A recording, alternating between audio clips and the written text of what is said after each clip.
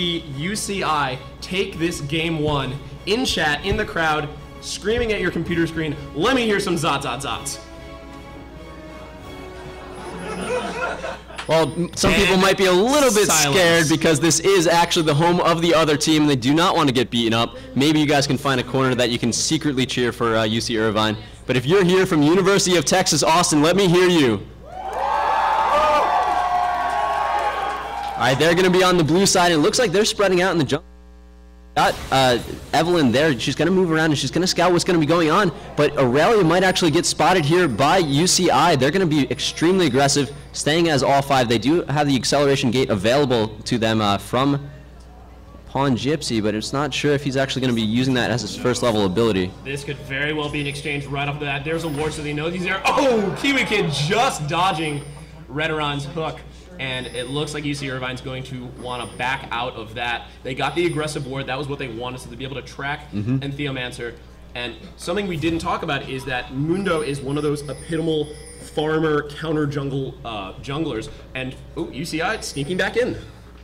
Yeah, they're going to try to sneak back in here because they saw that the entire team from UT has actually backed off going to their blue buff. They know they can take it relatively safely, so we're going to see Pawn Gypsy head back to the spawn, maybe grab a fourth potion before heading back to lane so he can trade a little bit nicer with Aurelia.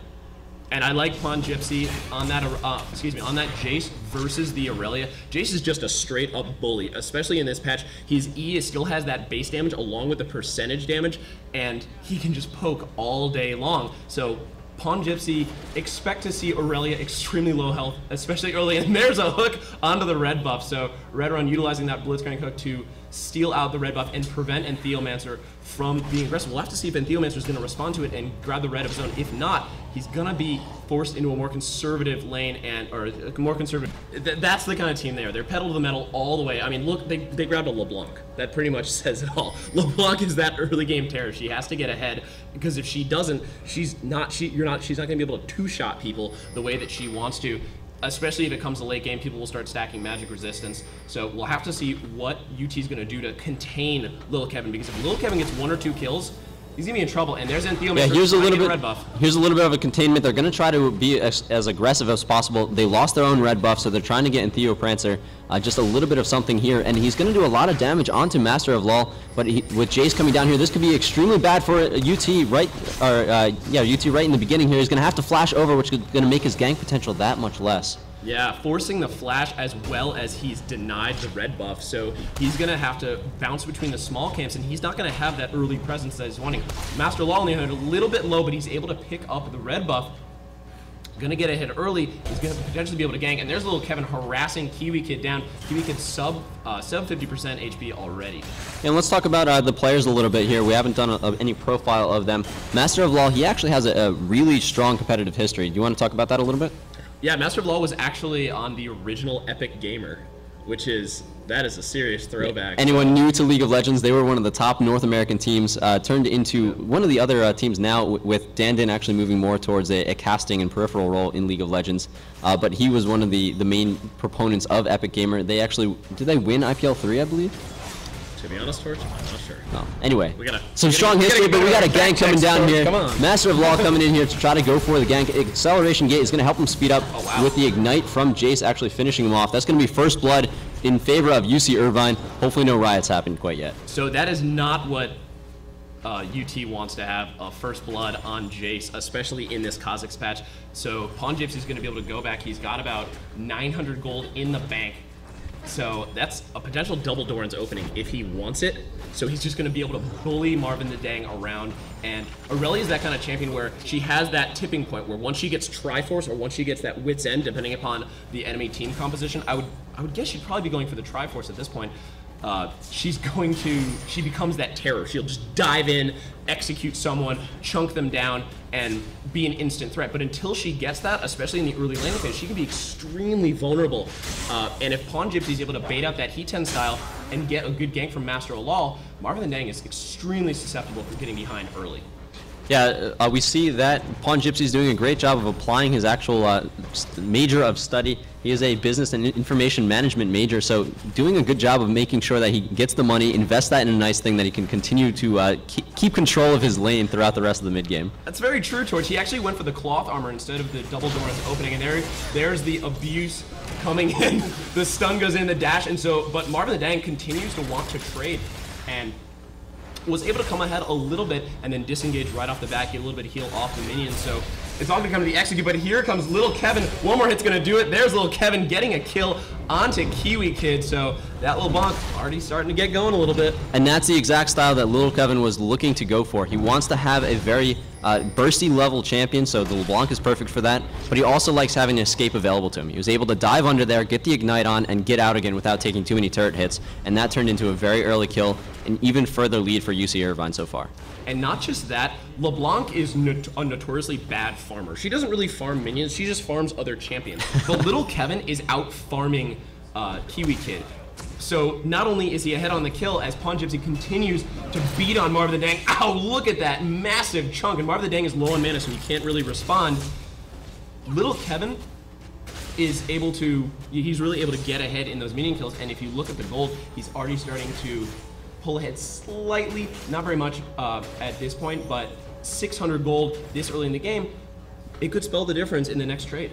Yeah, and that's going to start to add up more and more as Mundo is going to get more involved in the ganks that are going on. He only has 1 assist so far. That turned into a really early Heart of Gold, and that gold per 5 that he's going to be getting is going to stack up more and more over time. With that, he's going to be able to start doing a lot more lane gankings like we saw the attempt so far, and we also have a lot more roaming potential from the mid. It's not going to be on UCI's point of view at the moment, though, with Skarner and Evelyn moving down here, but they see that the opportunity is not quite there, and they're going to back off. And that's a great point that Master of Law has already made his presence known, getting Pawn Gypsy that first blood. Unfortunately for Entheomancer, he's been pretty much MIA, just sticking to the jungle, trying to farm up, trying to maintain his lead, and he's still just hit level 5, whereas Master of Law has been level 5 for a decent amount of time. So that early red buff invade really hurt Entheomancer. Yeah, and that's just going to make this top lane that much harder for Aurelia to continue to farm on. She's got the minions frozen in a pretty decent spot, but with this lane gank coming up, it's going to be very, very difficult for him to keep going. A little bit of poke coming out from Pawn Gypsy, but not actually onto Aurelia. But with this large minion wave, he's going to be unfortunately pushing up, and that's going to get him ever closer to Master of Law. If Pawn Gypsy gets in the right position, he can knock Marvin into the wall and just open it up to a crazy gank from Master of Law. It's all going to come down to when Master of Law wants to go. He's going to continue to camp the thrust. There's the dash going in, so we could see the fight. Yeah, but it is going to turn into a 2v2 with Evelyn coming in here. There's a lot of burst from her available. They're going to finish off Jace. That's going to help balance things out, and Mundo's going to go really aggressive under the turret. He gets the kill, but this is going to be a buff reset for Evelyn. That's going to be a very good position for them. Evelyn's going to also be able to push up this top lane as we see LeBlanc kind of following up to see if she could have done something about it. Realizes she can't, she's going to head back and try to defend the mid lane against Skarner. That was a brilliant roam by Kiwi Kid, identifying the situation, and Marvin the Dang, he probably knew he was going down. I'll bet he sniffed that Master of Law was there as Redoran just misses another hook, and he almost sacrificed himself, but what he did was he fed the Evelyn. And when Evelyn roams, she's losing experience, and Lil Kevin started to follow, but he followed really late. So as a result, he continues to build his farm lead, but Evelyn got a double kill. So at the end of the day, Kiwi Kid closing that gold gap in that mid lane. Yeah, and that double kill is going to turn into some pretty nice items for Evelyn, make her that much more scary for the future ganks. And like you were talking about, if she can snowball, that can be the main force for University of Texas. Definitely. She's sitting on almost 1,1350 gold. So she's going to be able to go back. She just picked up a Negatron Cloak, smart buy versus a LeBlanc, as well as an Amplifying Tome. No surprises if that's going to turn into a Cage's Lucky Pick. Deathfire Grasp, that standard item for Evelyn. It compounds so well with her ultimate. So let's see what she's going to be building. But the Negatron Cloak, yeah, otherwise LeBlanc's probably going to two-shot her. Yeah, it would have been nice if she would have been able to get that Cage's Lucky Pick a little bit earlier on, build up a little bit more of that passive gold. But like you're saying, going up against LeBlanc, it's all about trying to stay alive. You need to get to the point where you can't get dove under turret like the first death happened for Evelyn, and that's where that Negatron Cloak comes into play. And we'll have to see if Kiwi Kid's going to be able to bait out Little Kevin. Little Kevin said that he likes to be aggressive. There's a stun going out, a couple of trades from Marvin the Dang, but Pawn Gypsy with Jace, he's got that built-in disengage, so he just knocks him away and continues on farming his merry way. Yeah, and a lot of aggression coming out from Little Kevin, but he also has 0 ward coverage available to him, so that's going to leave him available to a decent gank. Half of his health was taken down, but nothing he couldn't escape from, and that's why he really goes for these escape available champions as well. And here comes Master Roll looking to punish Kiwi Kid. Kiwi Kid pops his movement spin, and he dodges the cleaver, so he's going to be able to get out of there no problem. But Lil Kevin also didn't burn his flash to get out of that, so he took some damage, and Pawn Gypsy potentially looking to dive on this one, gets stunned out, and Marvin the Dang just doing his best to farm and stay alive. So this Aurelia lane so defensive for UT. Yeah, but it's not that bad. If he doesn't lose any more deaths earlier on, it will be good for his team for the late game. As Evelyn starts to get strong enough that she can hold her own against LeBlanc, she will be able to roam even more than she was already, and that's going to make her that much more of an assassin. And that's a great point. Lil Kevin picking up the blasting one. He does have the amp tome as well. I'm not sure what he's going to be going for. Typically with LeBlanc, you just want to get as much damage as possible, as early as possible. If he's going for an early Void Staff, it's a little surprising. His Pawn Gypsy jumps onto Marvin the Dang. The Ignite is going out. We could potentially see a tower dive, and this could be a 1-for-1. One more tower, dude. Oh, that's going to be a 1-for-1. Marvin the Dang taking out Pawn Gypsy. So you mentioned that if they're able to keep this even, this could very easily turn into UT's favor as LeBlanc starts to fall off. Yeah, they're only down by about 800 gold now, 11.5 minutes into this game. That's almost a negligible amount. It's really going to come down to who can go for this first buff, or first objective control. And it's looking like it's going to be in UC Irvine's favor because LeBlanc was actually spotted in the top lane. It was good that Kiwi Kid moved up there to make sure that they were able to pick up the kill on Jace, but you got to look at what does it affect in the overall map. This is going to force out extra wards from University of Texas to make sure they know what's going on with the dragon, and that's actually going to make it a relatively free dragon attempt for them as well. So UCI was able to pick up the dragon, but I like what Kiwi Kid did with his roam. He came up, he realized that he was a little too late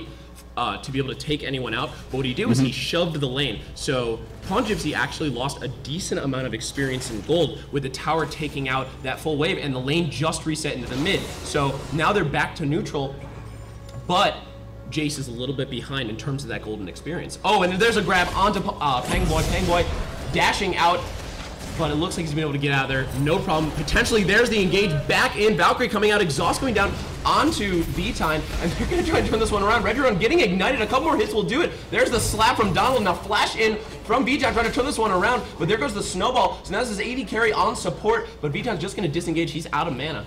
Yeah, without the mana, he's not going to be able to turn that into a double kill, but that's still really good for University of California Irvine, able to take a trade from the AD for the support, exactly what they're looking for. Meanwhile, LeBlanc was able to duel still against Kiwi Kid in that mid lane. Very, very good job for him. The roaming availability from Kiwi Kid is good, but if he's not turning it into any actual kills, every single time he leaves lane, he's going to fall further and further behind LeBlanc. Master of Law going in to try and convert a gank, but unfortunately, Marvin the Dang able to dodge that cleaver yet again, and Master of Law is going to have to back off. But Lil Kevin showing just how fast LeBlanc can kill someone. He was basically on Kiwi Kid like that, full burst. Good night, Evelyn. Good night indeed, and Pawn Gypsy is going to try to do the same as he goes for an attempt onto Aurelia, but did not realize that a full health Skarner was there in the bushes. That's going to be an impale. They're going to be able to pull this off onto Jace, unless there's some sort of magic that's going to happen. However, Mundo there is dishing out a ton of damage. Skarner might fall after this as well. Aurelia's going to try to slow him up a little bit, misses the briefcase that's going to be trying to send a little bit of extra homework for Skarner, and that's going to be a safe Scorpion at that time. 2 kills in favor of University of Texas. That's evening it up on the board, 6-6 for both teams. A little more than a 1,000 gold lead for University of Irvine, or University of California Irvine. But that's pretty much just that Dragon global objective that they went for. That's not that big of a deal. And that's something we've actually been seeing from UC Irvine, where they'll get too aggressive. They'll see an opportunity, or what they think is an opportunity, and they'll go all in for it. And UT punished that right off the bat, and you can see that while UCI is still ahead, UT is keeping pace with them. And Little Kevin just picked up a Deathfire Grasp, so now we know where the Amplifying Tome and the Blasting Wand went into. Deathfire Grasp, cooldown reduction, ability power, and a little bit of percentage health damage. Yeah, that makes sense for LeBlanc. Yeah, that's pretty good for an assassin. We'll see how that's going to actually come in. Assassin versus an assassin, though. This is going to be a little interesting. But talking a little bit more about Entheomancer's ability to make his presence known now that he's been able to take control back to his jungle, as Master of Law has been getting a little bit more gank heavy. he's been able to convert a couple of really smart ganks using that Impale extremely well and just punished Pawn Gypsy. So both teams just kind of settling in here for a little bit. They're trying to continue their farm going for a little while. Aurelia looking to have a little bit of extra vision. Getting that ward into the tri-bush, that's going to make it so that she's a little bit safer. The last gank attempt that happened, they were set up perfectly to counter exactly what was going on. They want to make sure that happens again, but not quite yet. They know there's going to be a lot of focus on Pawn Gypsy to make sure that they continue snowballing him on the UCI side, and in that sense, she's going to just be a little bit more defensive for University of Texas. And Kiwi Kid going down to roam, but he's sticking there. He may want to go for a tower dive. Evelyn does get that health shield if she's able to drop her ultimate. The more champions, the more health. And Master of Law just camping the top lane, forcing the flash out from Marvin the Dang. Marvin the Dang gets the slowdown, but there's the Cleaver acceleration gate as well. Marvin the Dang looks like he's about to get tower dove. He's trying to turn something around, but a couple more hits are going to do it. There's the shutdown. Master of Law picking up that kill on the top lane. It was a nice attempt trying to use the Blade Surge into Ignite onto Pawn Gypsy. Got him down to less than half health, but really, you're burning a summoner spell that's not going to be up for a very long period of time. Once you know that you're not going to be able to get out there, you want to conserve as much as possible, and unless you know the rest of your team is going to be able to follow something up, it's really not a good idea to waste those abilities. But here comes Evelyn trying to defend this tower, but Lil Kevin has roamed top as well. And it looks like UCI could very easily take the first turret of this game one. There it goes, first turret in favor of UCI, and they are building a 2,000 gold lead at about 60 minutes, 30 seconds. Yeah, really good lead for UCI, but something that University of Texas, with one decent team fight or one good dragon or little push, they can come back instantly with that. So it's really going to be important for the next 5 minutes that University of Texas doesn't get caught out anymore. They find a lane where Aurelia can continue to farm so she can get up to her Trinity Force as soon as possible, doesn't fall too far behind Pawn Gypsy, but then the rest of the lanes start to get a little bit of gank love as well.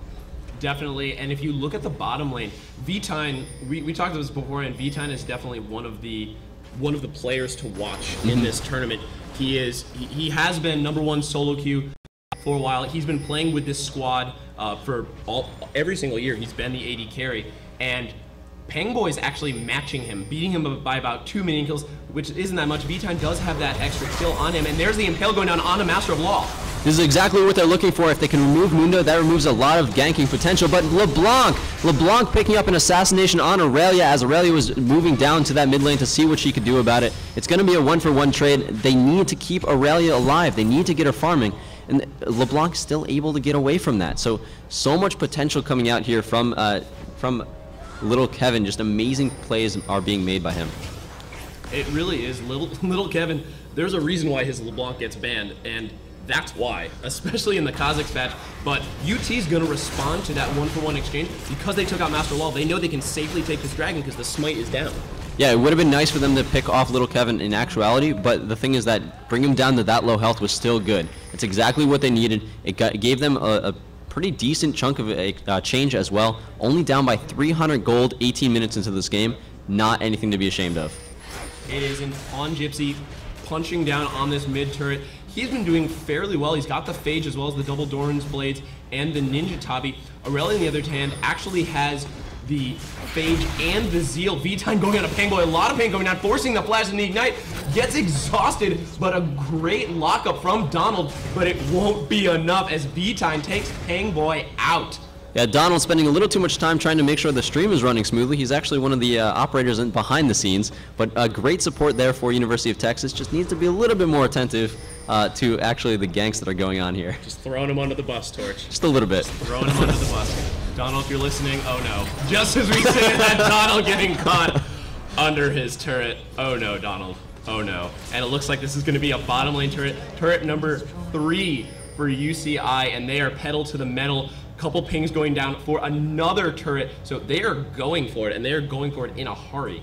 And this is the point in the game that the switch starts to switch. Well, the switch starts to switch, of course.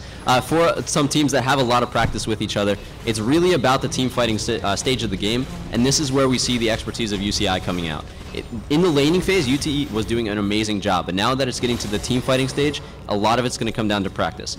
Every little bit of advantage that UCI is going to get, they're going to start to snowball more and more, unless UT does something about it. And that's a testament to just how long these guys have played together. They're the 2-time defending champions, and they've just been playing that long, and just the sheer time and the sheer hours that they put in, at a certain point, they don't have to talk. They know exactly what each other is going to do, and it's really starting to show. Something else we didn't talk about is that UCI's composition is built around executing one person as fast as possible, and they're going to be able to do that with the 2 priority targets, which are going to be Kiwi Kid and Pangboy. Kiwi Kid and Pangboy both want to burst as fast as possible. UT actually picking up their first turret, so they are doing their best to stay in this game. They're only 2,000 gold behind, but the next fight will definitely tell, especially if Redoron is able to get a hook or Lil Kevin was able to get an execute. Yeah, UT, as long as they can keep the split pushing going down, they'll be able to continue to counter the turrets. It is 2 turrets to 4 turrets down at the moment, but the issue is they need to stay away from the team fights as long as possible. We have an Aegis on Mundo already. That's going to make the entire team very good. And then LeBlanc can pretty much assassinate whoever she wants, with Pawn Gypsy and Mundo just keeping that front line very secure. Also, having Redoron with Blitzcrank is just going to make it very difficult for them to counter siege if it gets into any sort of situation like that. Definitely. It'll also allow UCI to siege, because Lil Kevin can just hop over the wall, drop his burst, and then hop back if he wants to, which is really aggravating, and it's going to be aggravating for UT. Another great look from UT is that they already have an Oracles. Redoron has one as well, so UT's doing their best to try and maintain map control, because once UCI has full map control, UT's in a heap of trouble, and Theomancer is there, but he's going to back off right away. Yeah, this is going to be very important to get control of this blue buff. It's not going to be up for a few seconds here, but it's something that gives UCI just that much more confidence for what they're going to be doing. We see a pink ward going down as well. They want to make sure that University of Texas has no information available to them, and they can just continue to ride this advantage as long as possible. And this is a scary situation for UT. UCI wants a hook there, though, grabbing onto a Theomancer. There he goes extremely low. Redoron just getting credit for the kill. He goes low as well. Master Lol taking a lot of pain. Marvin the Dang getting credit for the kill. Donald being forced out. One more tickle do it. Yes, Lil Kevin's going to be on a rampage at this point, and he is still alive somehow. Master Lol being the only person to go up and batter up Pawn Gypsy, taking out another member of UT, Marvin the Dang. Oh, and look at that burst. So much burst coming out from Pawn Gypsy. That BF started paying dividends in that fight. Yeah, University of Texas actually had a pretty decent start to that. If Skarna did not get grabbed, they would have been able to dish out a decent amount of damage, but that fight was essentially a 4v5 from the beginning. They were still able to bring down a lot of the champions of UCI to danger zone level. If they just had a slightly better positioning, they could take the next fight pretty easily. And that's exactly what UCI wants to do. They want to force UT to fight on their terms. They were sitting there as 5, just waiting for their chance, and that was the execute we were talking about. Little Kevin didn't even have to use his Ignite to finish off, and Theomancer, he saved it for Donald, was able to get a kill himself. Master of Law was the only person who went down, and that's what he's supposed to do. He's Mundo, he's the giant meat shield. Yeah, he is the meat shield indeed, and with Jace there as I guess the metal shield as well, it's just a really strong front line for them that they can kind of pull anyone behind and make them into a very difficult trench for them to be in. But if we look at University of Texas, they're only down by 1,500 gold. They're doing a phenomenal job of keeping as much gold advantage as they can. All of their lanes are doing decently well, with the jungle of Skarner actually way ahead in gold. This is going to make it easier for them to continue to come back. If they take down the 2 turrets, which is the deficit at the moment, they would actually be ahead at the moment. And a small consolation prize for going down in that fight is that Marvin the Dang finally was able to pick up his Trinity Force. So that is the breaking point for Aurelia, where she can become that real terror in a team fight if she's able to get going. And if Theomancer is able to get a fantastic Impale or just something on either Vitine or Little Kevin, who are both extremely slippery carries, Marvin the Dang's gonna be able to put out a lot of pain really fast. And only 30 seconds, now about 15 seconds left for the Dragon to respawn, but it looks like UCI is more interested in trying to keep control of the Baron buff at the moment. If they can force a fight, they're going to be in a really good positioning for it, but the thing is that if they start Baron like they did right there, that's a lot of extra damage that's going to be going up against them. Yeah. That's something that University of Texas can absolutely take advantage of. Redron got chunked out a little bit after popping that. I think his ultimate actually set that one off, but UCI just looking for a pick. Pawn Gypsy's going to go top, just chunking down those minions with that acceleration gate and the shock blast. And UT's there. They might look to get. Ooh, if they can get this, this will be an amazing position for University of Texas. A lot of the game is going to be riding on whether or not this is going to actually work. Flash is down for Pawn Gypsy. He does get impaled. He is going to get taken down extremely quickly. No one's going to be countered with that as well. So that's a free kill for them. trading it for a dragon, but the position advantage they have, they can continue to push this top lane turret or rotate down to the mid lane if they'd like to. Yeah, it's going to be a 5v4, and there's not much UCI can do at this point except maybe go for an instant execute and then fight off of that. This is almost certainly going to be a turret for UT. There it goes, another one for the University of Texas. They are making sure that UCI does not run away with this. Absolutely, only down by 1,000 gold, 25 minutes into this game. Really good positioning for University of Texas, and now that we start to see them moving around as a cohesive team unit, things are going to start to change. With Skarner so much stronger, or a little bit more in gold than Mundo, that's going to start to change things in the team fight, especially since Mundo, he went for that Aegis earlier on. He doesn't have a whole lot of continuing flexibility for that as far as the team fight's concerned. That's normally an item that you get as your second or third major item after your Randuins or something else like that. And unfortunately for UCI, they wanted to get ahead, and they wanted to get ahead fast, but they haven't been able to do it. Lil Kevin is 4-0, and he's building very quickly into a death cap, but there's going to be a certain point where he's not going to be able to two-shot people.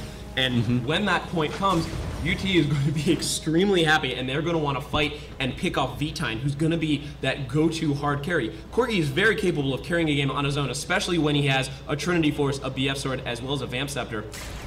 But if UCI isn't careful, one fight and UT also could turn this into an inhibitor, a Baron, or a Nexus. Yeah, and what you were saying before is that if Little Kevin is not able to actually assassinate someone on the first burst, he's not going to be very good for the rest of the team fight. They can counter-assassinate him extremely easily with Evelyn in the mix, and we see another chunk of MR being added to Graves as well with that Negatron Cloak. It's going to make him impossible for LeBlanc to assassinate. Having that fully farmed Bloodthirster is going to make it so that he's able to dish out the damage that they're receiving as well and just continue it going. That's why we're going to see team fights start to go in University of Texas's favor. And looking at Vitine, who just picked up the Bloodthirster as well, he is barely having 2 stacks now, whereas Pangboy on the other end has full stacks on his BT, having the Phantom Dancer as well. He could easily turn this Negatron Cloak into a Quicksilver Sash if he would like.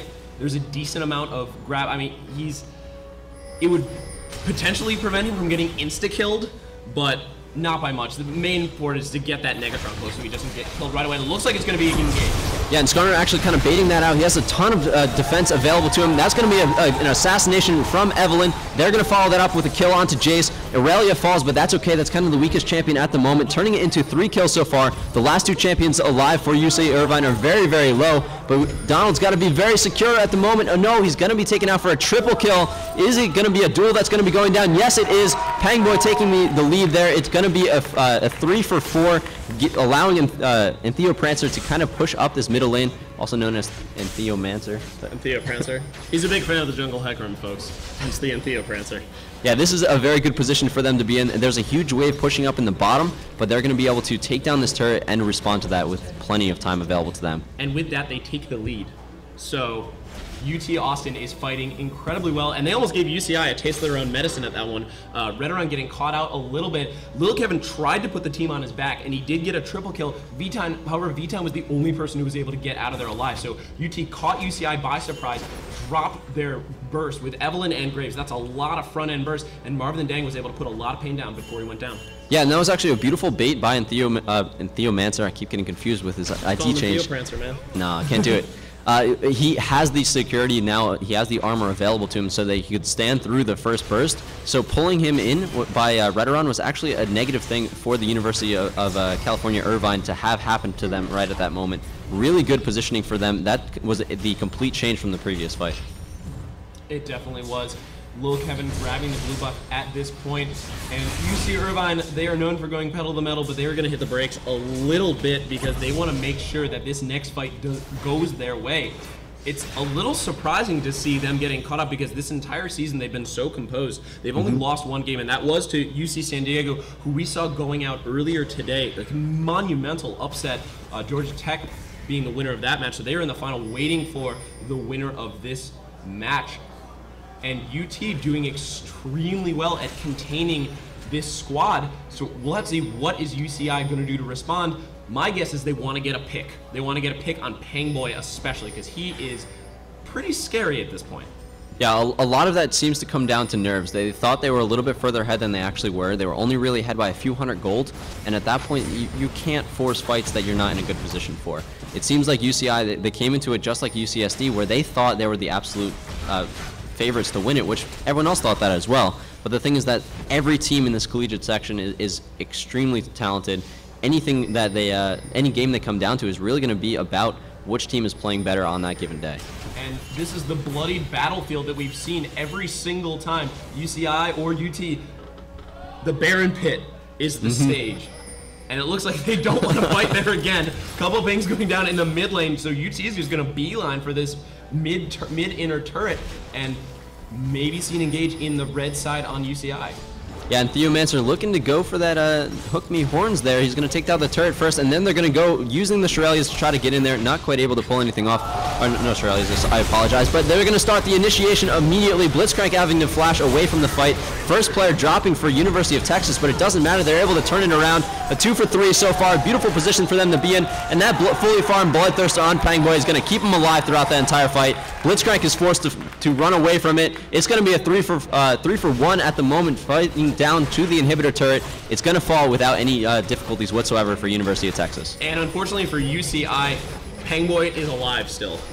So that's a testament to how well he's been positioning himself. Lil Kevin dropped his entire payload onto Pangboy's face, but Pangboy stayed alive somehow. And I'm gonna guess that Negatron cloak had something to do with it. They're going lights out. They could very well take this game 1 right now. Yeah, a lot of damage being taken from this turret. It looks like Kiwi Kid's going to need to run away from here, but he's barely making it out alive as everyone from UCI is going to respawn. With the full health that UCI has, they have a bit of time to kind of counter things if they want to.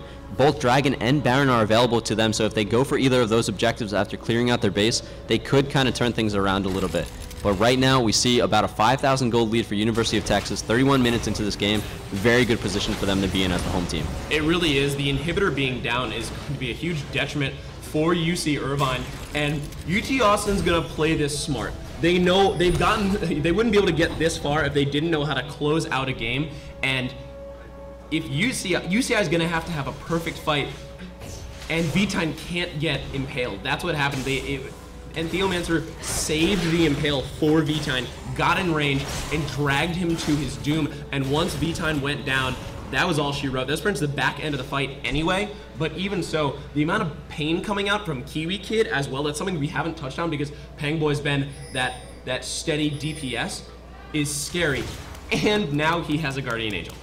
Yeah, he's going to be completely hard to be taken out from UCI. They're still down 1 kill at the moment, and the issue that UCI has is they keep focusing on Marvin. They want to take down the Aurelia to force things away, but when they get into this fight, someone gets hooked that they really shouldn't be. Redderon getting eliminated. It looked like Little Kevin was trying to get in there, but he got assassinated as well as the escape route was taken completely away. That is a triple kill. Is it going to be a quadra? No, it is not. Oh, Marvin. Scumbag Marvin. Stealing the quadra kill, but Master Allah is in a heap of trouble. Let's see if he's going to be taken out right away. I think he knows that's going to be a surrender in game 1, going to the hometown crowd.